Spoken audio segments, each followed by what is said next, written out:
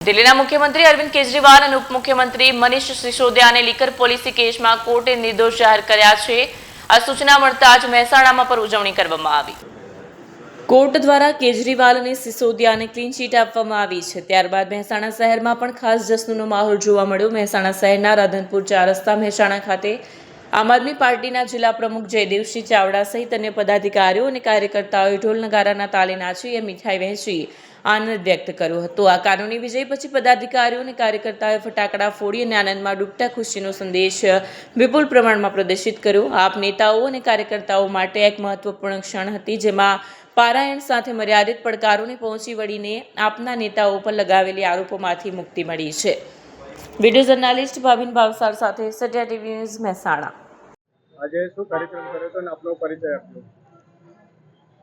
સમગ્ર ભારતને આપણે આઝાદ થયા એના પછી સૌથી મોટું એક રાજકીય ષડયંત્ર ભારતીય જનતા પાર્ટીએ, મોદી સાહેબે, અમિત શાહે આ બધાએ ભેગા મળીને CBI, ED, income tax, police આ બધાને હાથો રાખીને અમારા ઈમાનદાર એવા નેતા અમારા અરવિંદ કેજરીવાલ અને મનીષ સિસોદિયા, સંજયસિંહ આ બધા ઉપર ખોટા કેસો કરીને અમારી આમ આદમી પાર્ટીની છબી ખરડાય એવા પ્રયત્નો કરેલા।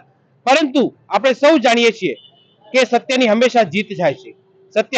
સત્ય પરેશાન થઈ શકે છે, પરંતુ સત્યની હંમેશા જીત થાય છે। એવો જ એક ચુકાદો ગઈકાલે આવ્યો છે।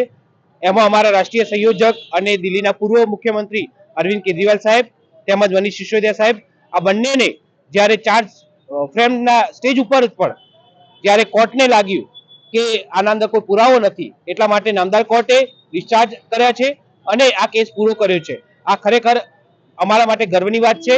અને નામદાર કોર્ટે જ્યારે અમને કહ્યું છે કે આમ આદમી પાર્ટી, અરવિંદ કેજરીવાલ આ બધા કટ્ટર ઈમાનદાર છે અને આ જ્યારે સાબિત થયું છે ત્યારે અમે ગર્વ અનુભવીએ છીએ। અને એ પેટે અમે મહેસાણા જિલ્લાના કારોબારીના અમારા પદાધિકારીઓ સાથે અહીંયા ઢોલ નગારા સાથે મીઠાઈ વેચી અને ફટાકડા ફોડીને એનું સ્વાગત કર્યું છે। આજે જે ફટાકડા ફોડી અને જે સ્વાગત કરવામાં આવ્યું?